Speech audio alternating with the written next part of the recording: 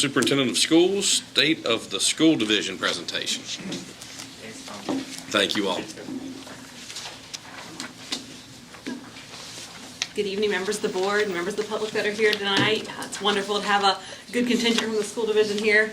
We really appreciate that. I have a presentation for you tonight, but we're going to go a little bit old school here because we had a little technical difficulty with projection. So I'm going to be using my old-fashioned paper copies here, so thank you for bearing with me on that. On behalf of Melinda and I, who get to help lead the school division, it is a really fun opportunity to be on this project that our community has undertaken. And we just wanted to come to you all tonight and tell you a little bit about how things are going right now so that you'd have a little bit of an update. And we are doing that around the community. So we just want to thank you, number one, for your generous support. You all as the county and of course the city of Covington fund us generously, and we really appreciate that. We want to give you an overview of some things that occurred in the school year just completed. You got to keep in mind for us this is New Year's, okay? So the school year just completed and then the school year just ahead. Give you a sample of some student and staff achievements, and then give you some information about some different ways that you can keep up with the school division as you so desire, some different ways you can find maybe some information that you might like to have. So the intention of our presentation is really just to provide you with an update, to make sure all the community leaders have an update on the progress in Alleghany Highlands Public Schools. This is close to all our hearts. That's just undeniable. And we want to make sure you have the information that you need about where we stand. So on that note, we're real privileged we're able to talk to your colleagues in Covington City earlier in July. We get to speak to you all tonight. We graciously appreciate that. And we'll be at the town of Clifton Forge and the town of Iron Gate in the relatively near future as well. Now, the presentation, I am currently on, I believe, slide 4, if you're following along on a hard copy up there. But please don't feel pressured to turn the page. If that doesn't work for you, I'll just do my best to make this work without projection. We did really want to spend some time saying thank you to you. And it's because of your generous support that we're able to accomplish this project, and we're able to have kiddos back in school on August 23rd. That's an amazing thing to see happening. And kiddos joining together at the high school and at the middle school on August 23rd on that date as well. That's obviously a significant accomplishment for our community. You all have given us level funding, which has been very helpful to us in accomplishing what we need to accomplish for our students. We are seeing we like to call downward pressure on rising educational costs. It's a little bit of a mouthful there, but we are seeing that we're able to accomplish greater things together. So we really appreciate the community's vision for that. And we know your support arrives in so many forms. So we obviously want to say thank you to you all as a funding entity and to our taxpayers locally for their funds. But we also want to remind you that every time you say thank you to a member of the school staff, every time you encourage a kid in the community, every time you attend a sporting event, we really appreciate all of that support. All of that is incredibly, incredibly meaningful. So your support did lead to a consolidation process that happened with a lot of positives in it. We certainly understand that our community arrived at this end after lots of discussion. I often say it's discussion that has lasted my lifetime. I have learned it is a little bit longer than my lifetime. So we have obviously been working on this and talking about this for a long time in our community. But thanks to the efforts here locally on behalf of bodies like your body and then the other governing bodies, we've been able to accomplish consolidation with no involuntary job loss or loss of base take-home pay. We were able to continue traditions in our schools one more year. I know this sounds like old information, but sometimes it bears repeating. July 1, 2022, we formed the school division, which changed the constellation of the board and also the way the administration offices functioned. Now we're bringing the student bodies together. And we really have appreciated your wisdom in guiding towards that. That has been a gift of time that I think has really been helpful to our community and to our students. And again, that school organization that aligns with that plan has now been finalized. So that's exciting. One high school, one middle school, 4 elementary schools, and all those elementary schools do have the same grade band. So that did create some changes at the school sites of Edgemont, Jeter Watson. First they became Jeter Watson, and then that grade band changed at Jeter Watson to pre-K 5 as the other elementary schools. All right.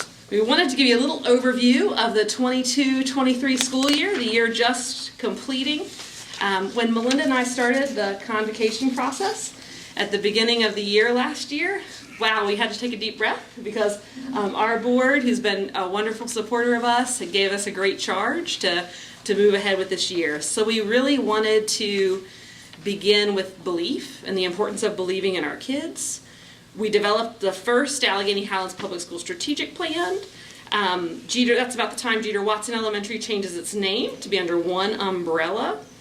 And we began a process of adding opportunities for our students. That time frame, it kind of rolls a rolling process, an iterative process. One of the things that was really important for us last year was the process of bringing our staffs together, particularly at the secondary level. And then to do that, we needed to accelerate our process for planning for this year. So in sort of a strange way, we started this year in approximately, October or November of last year? Because we wanted to make sure our staff had as much time to prepare as we possibly could give them. With the gracious support of the Alleghany Foundation, and again of the Alleghany Highlands Public School Board, we were able to double down on some communication efforts that hopefully you're seeing in the community. It's been very important to us to help get information about those processes out there. So, I wish you could see the slide. Everyone can see the slide. It's got a lot of words on it because there's a lot that was accomplished. And I don't feel the need to read through all of that, but it is nice to be able to say that our team did such a nice job pulling off new opportunities for kids even last year. We believed very strongly in our team, but I think we were extremely happy to see some of those things that came forward.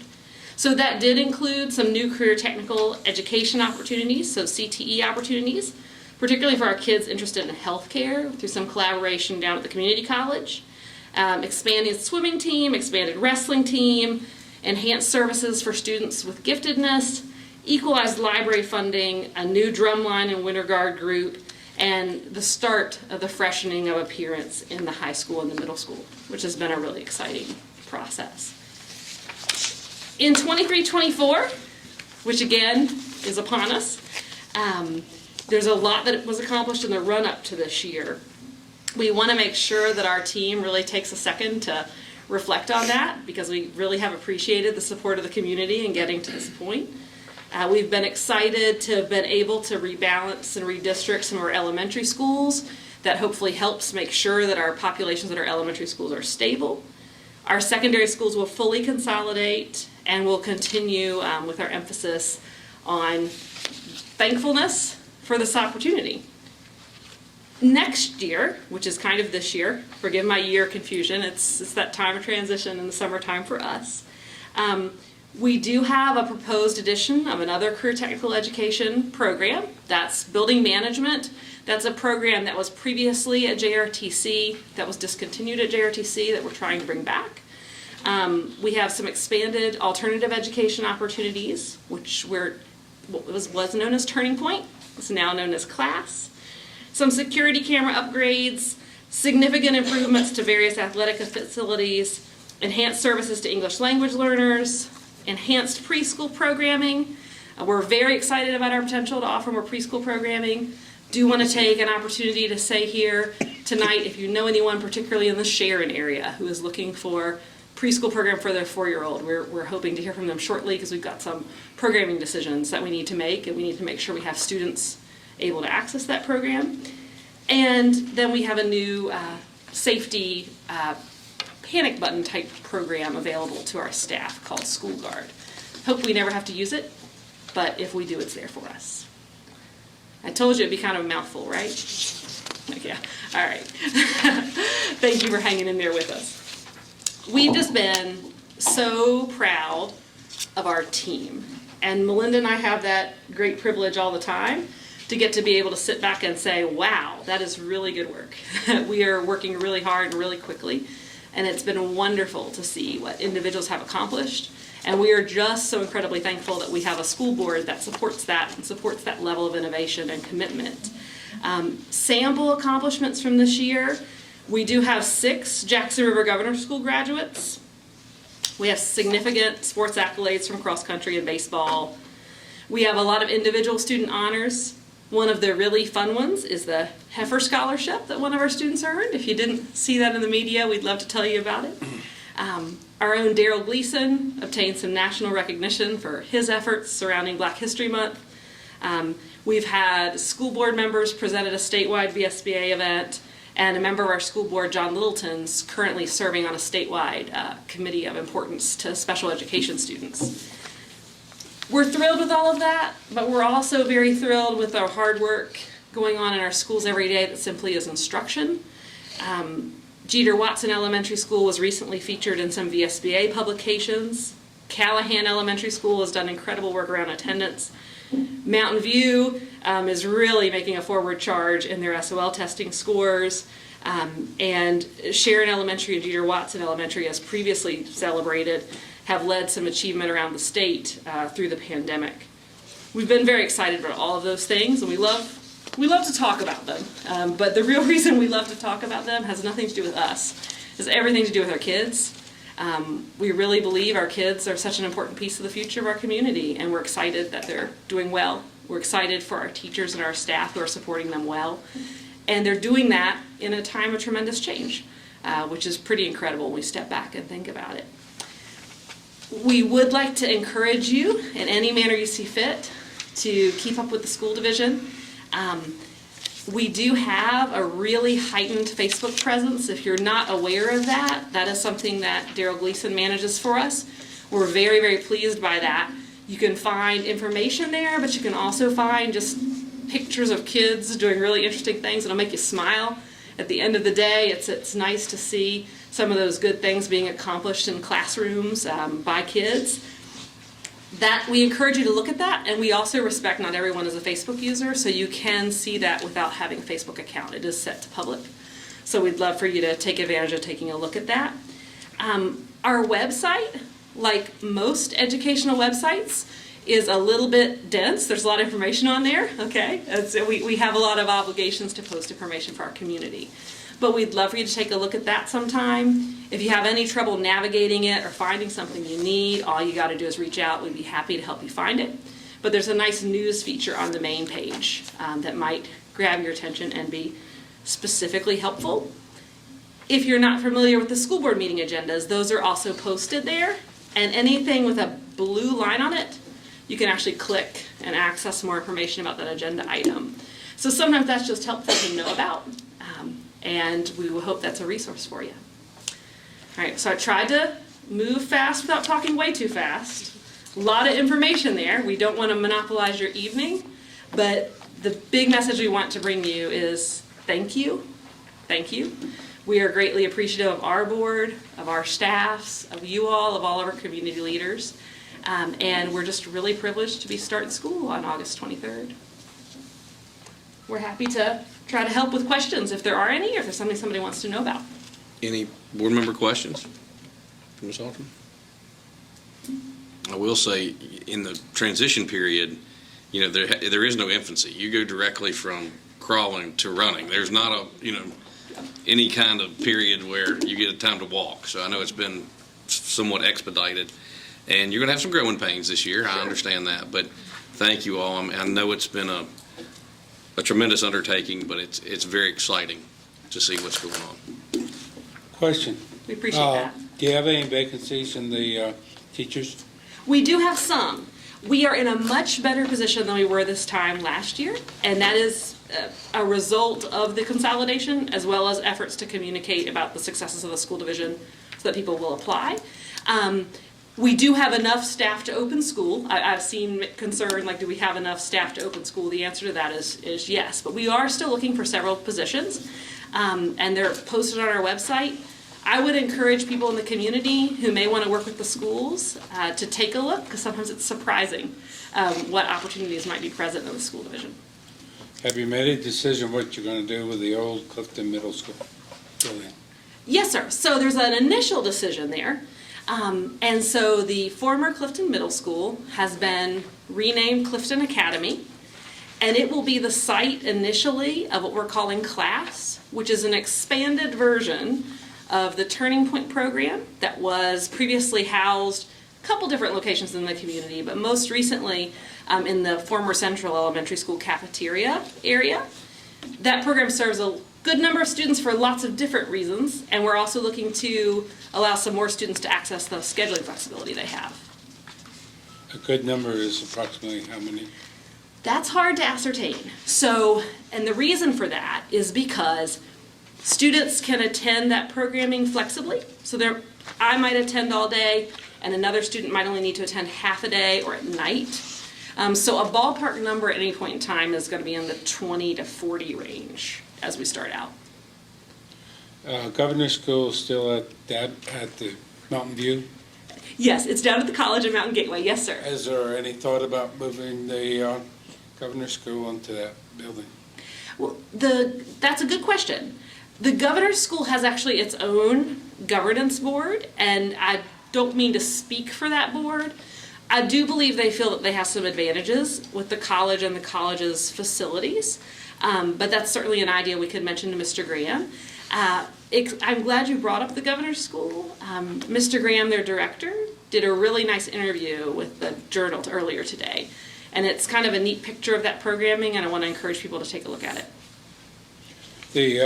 I had, I think, 3 of my 4 kids went to the Governor's School program. Yeah. And the main science course was ecology, which did not strike the interest of any of my kids exceptionally.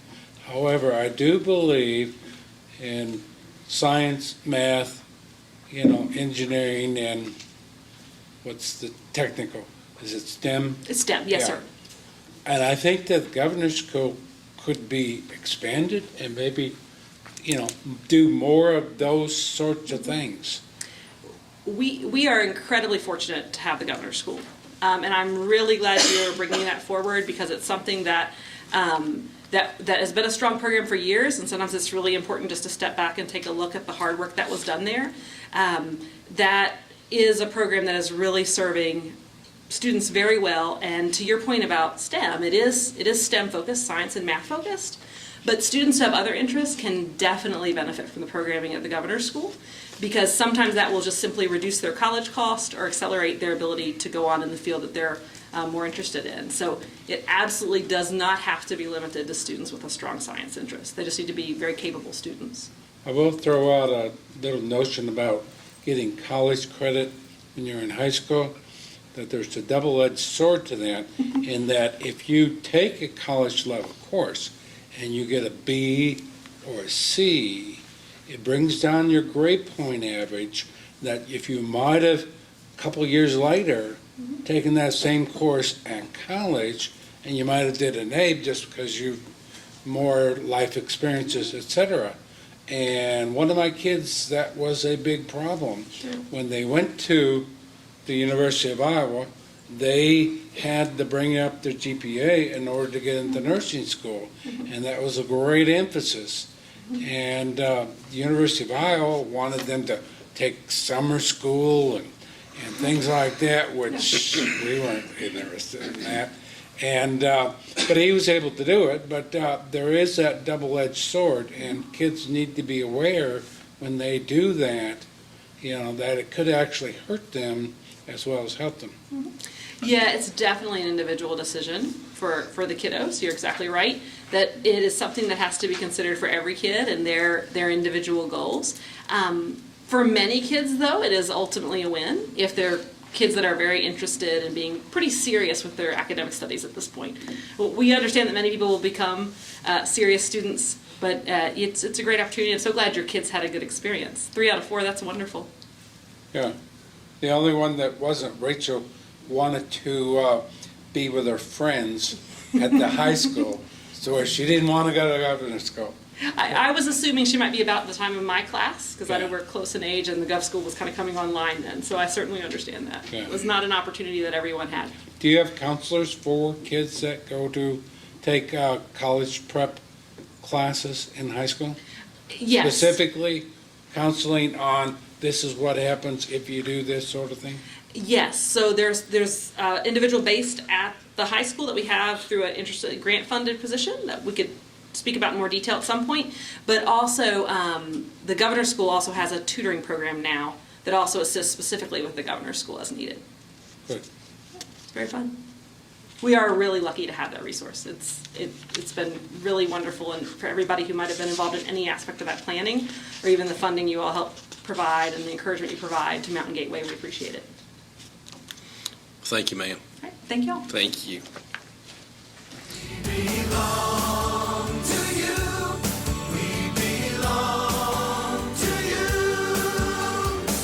Want a car loan with a little get up and go? Our credit union offers quick loan approvals and great rates. Our loans get you on the road fast because we belong to you. Jackson River Community Credit Union. We belong to you. Online at jacksonrivcomcu.org. We're federally insured by NCUA. We're an equal housing lender.